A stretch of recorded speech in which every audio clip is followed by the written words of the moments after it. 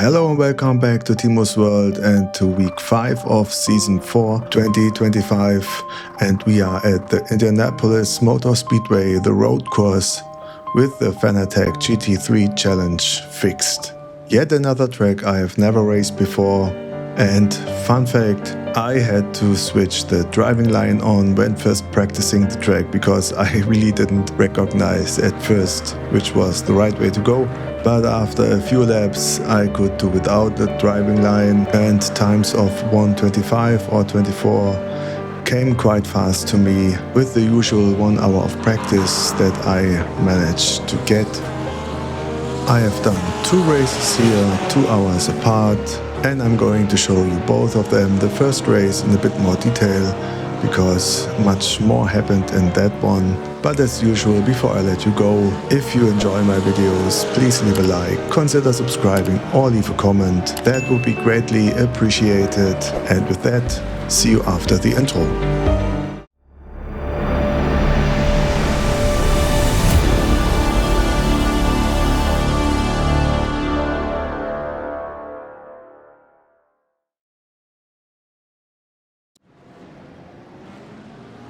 Race 1, we are at the end of the warm-up lap. You can see the safety car is going into the pits and we go into the cockpit and prepare for the rolling start.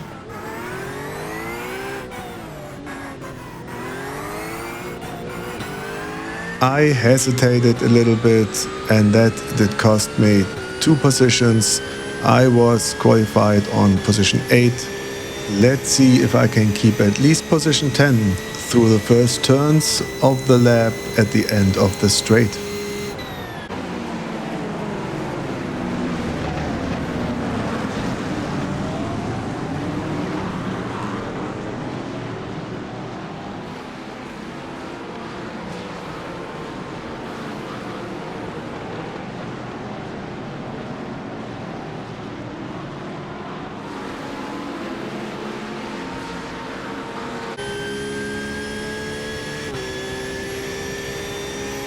I was quite satisfied with the start. You can see I keep a little bit of a distance between me and the drivers in front of me. You never know what's gonna happen in lap 1.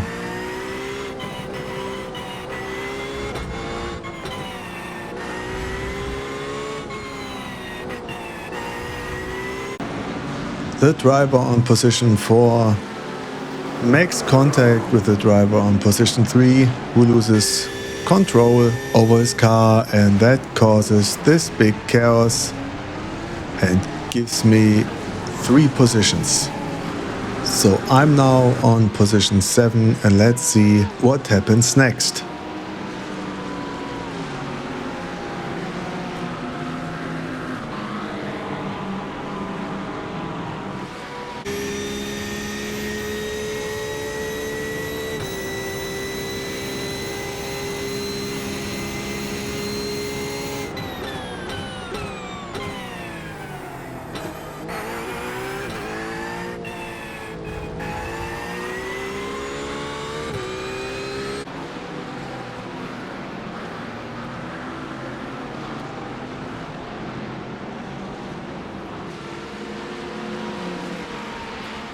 Jumping into lap 4 of 15 total laps.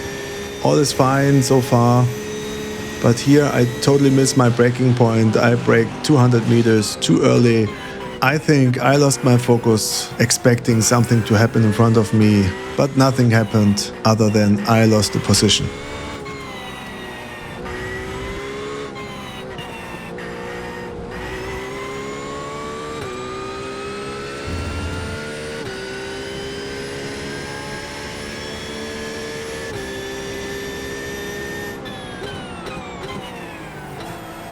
Let's take a look at position 6.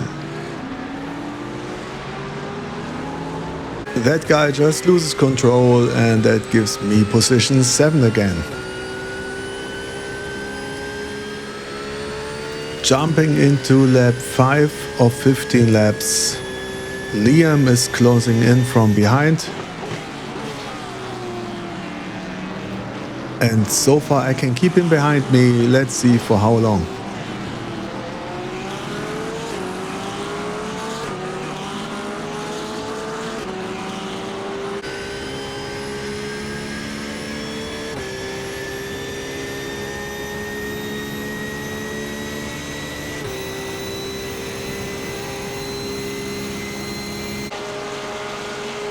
At the end of the long straight, he's sending it and gets past me. So I'm back on position 8 now.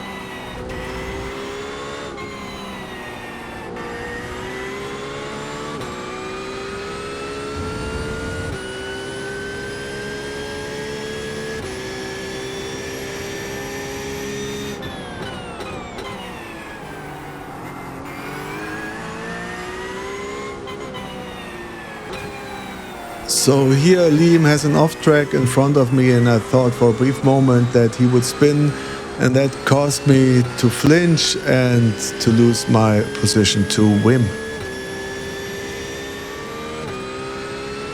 Jumping ahead into lap 7, these guys in front of me are still having a fight for position 7. And right here they make contact, causing Abel to spin. I could barely avoid the crash. The driver behind me was not so lucky. Let's take a quick look at the replay. And you see how close that was. Of course, I got 4 incident points out of that.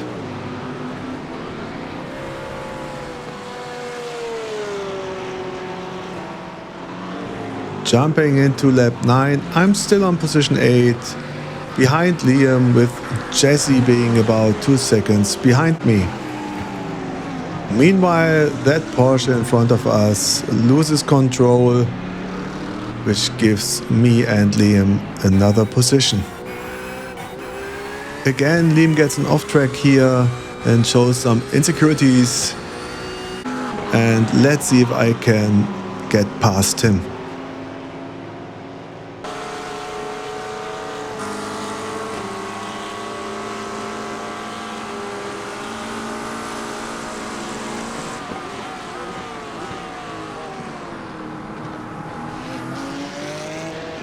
Yeah, that was very close, but not enough, unfortunately. And even worse, Jesse is now only half a second behind me.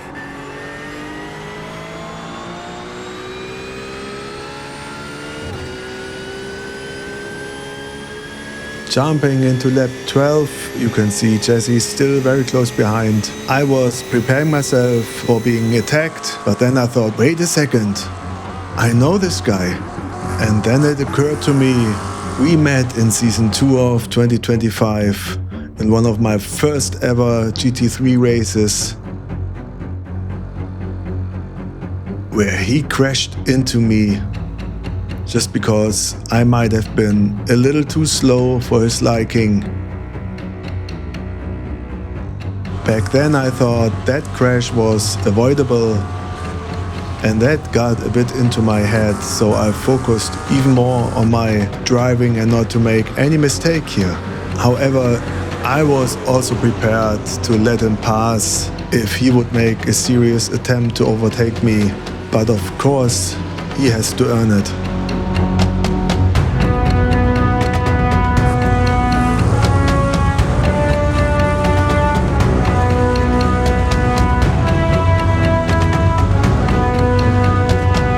Entering now the last 2 laps of the race, you can see Jesse behind me starts to flash his headlights. This is an attempt in psychological warfare. He tries to intimidate me, but I was not intimidated.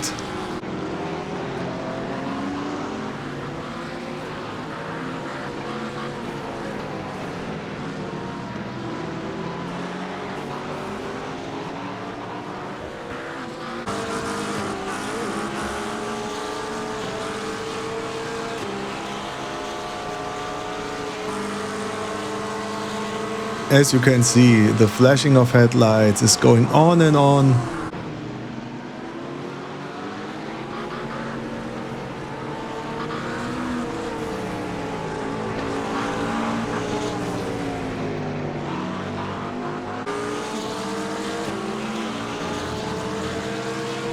Even more psychological warfare here, and I thought to myself, what a pitiable guy that must be.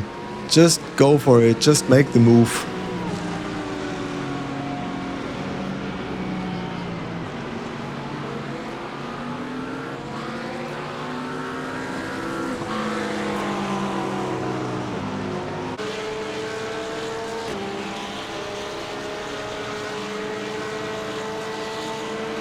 As we enter the last lap of the race, you see even more flashing of headlights.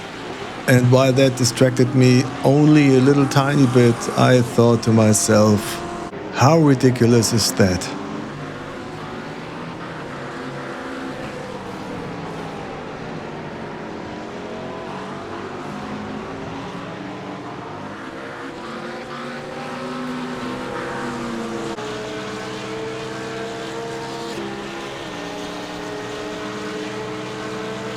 Here he even makes contact to pressure me into a mistake, but I made no mistake. I was absolutely determined to keep my position unless he really makes a move and earns this position. With only a few turns left in the race, time is starting to run out for Jesse. And here he starts to make a move. And I thought, okay, be it. I gave him enough room and he drew back as I was on the inside of the next turn. And then he pushes my car to spin out in the last turn of the lap. And if that wasn't a calculated move, I don't know what is. That cost me 2 positions and 4 incident points. Luckily I was able to finish the race in front of that green Porsche, but I was so pissed, and in the heat of the moment I braked a little bit late and gave him another 4 incident points and myself 2. Not my best move, normally I don't do that kind of stuff. Before we go to the next race, let me show you the qualifying lap of Jesse. He brakes and even drives backwards, I think to intentionally invalidate his qualifying laps. He started from the very last position, and while that alone is not a bad thing in iRacing, I think this guy had an agenda all along. Nevertheless, apart from the safety rating, the results weren't too bad. I hope I can do better in the second race. I joined my second race 2 hours later, hoping Jesse would not be part of that race. Fortunately, he wasn't. I qualified on position 9, while we see here one guy is already spinning his car in the warm-up lap. And here we go with a rolling start.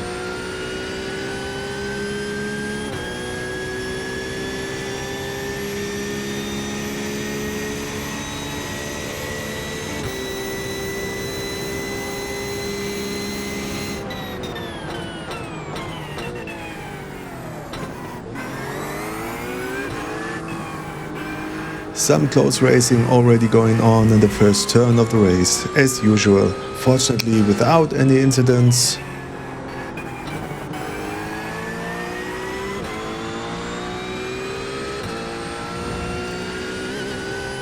And as you can see, I'm already on position 8, as some guy was already in the pits during the rolling start.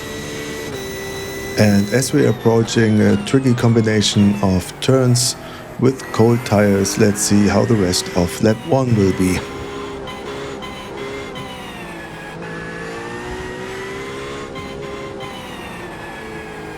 There's some nice clean battle going on in front of me. For a second I thought I could catch this guy in front of me, but no chance yet. Also behind me, the guys are trying to settle their positions in.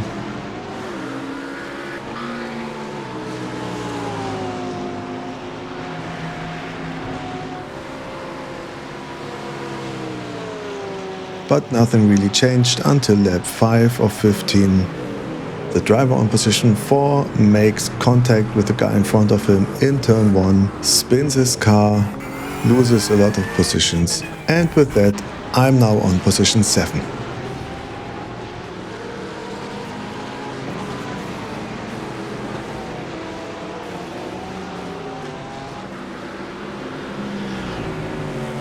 Meanwhile, you can see the Porsche behind me is getting closer and closer.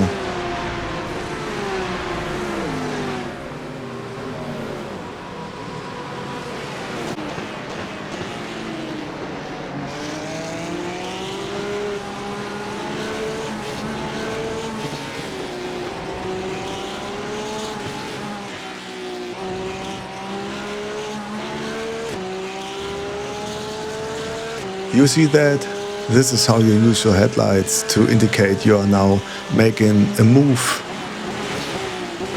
A very close but clean maneuver. I have absolutely no problem with that. And now the Ferrari is also close behind me. Let's see if I can keep him there.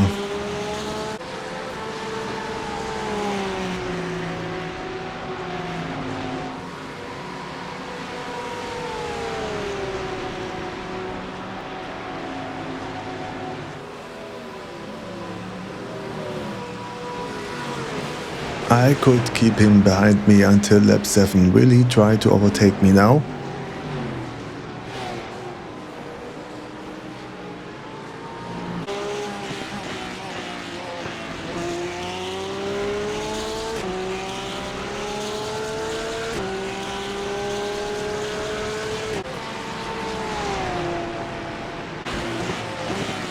And there he goes, basically the same position of the track where the Porsche did make his move before. I'm clearly doing something wrong in this part of the track.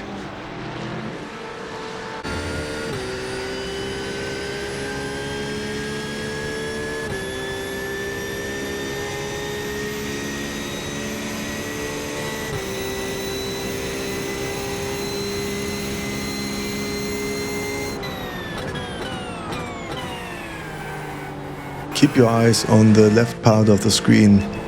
Some driver in front of us has had some incident, it seems, and that gives me back my position 8, which I had just lost to the Ferrari.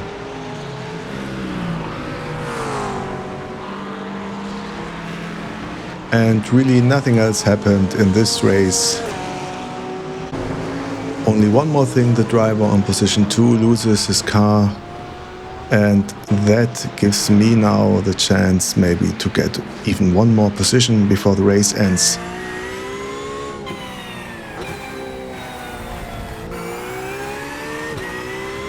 Yeah, that was quite close, but good for me. I finished the race on position 7. I really like that. Clean, good race for me and most of the other drivers. If you like that video and that race, please leave a like and consider subscribing. That will be greatly appreciated. So with 0 incidents in this race, I gained a lot of safety rating back and even some I rating. So with that, thank you all for watching and see you next time. Bye bye.